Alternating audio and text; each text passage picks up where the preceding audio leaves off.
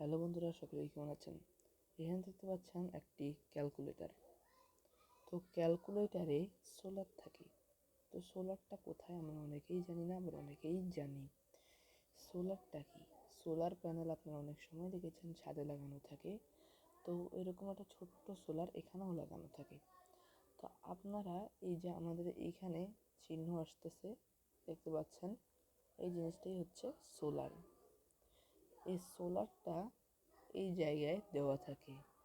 যখন এই ব্যাটারির চার্জ শেষ হয়ে যাবে, আপনি যখন ক্যালকুলেটর টাইপ করছেন এটি একটু চার্জ শেষ হবে, তো তখন আপনি যখন এটিকে রোদে দিবেন, যদি আপনি এটিকে রোদে দেন তাহলে এটি চার্জ হয়ে যাবে।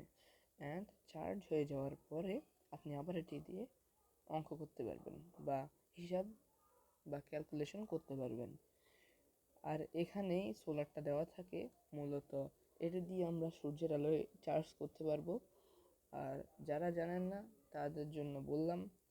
আর পিছনে একটি ঘড়ি দেখতে পাচ্ছেন। হ্যাঁ, নেক্সট ভিডিও ঘড়ির টাইম নিয়ে হবে। অনেকে আমরা ঘড়ির টাইম বুঝি না। নেক্সট ভিডিওতে দেখা হবে। ধন্যবাদ।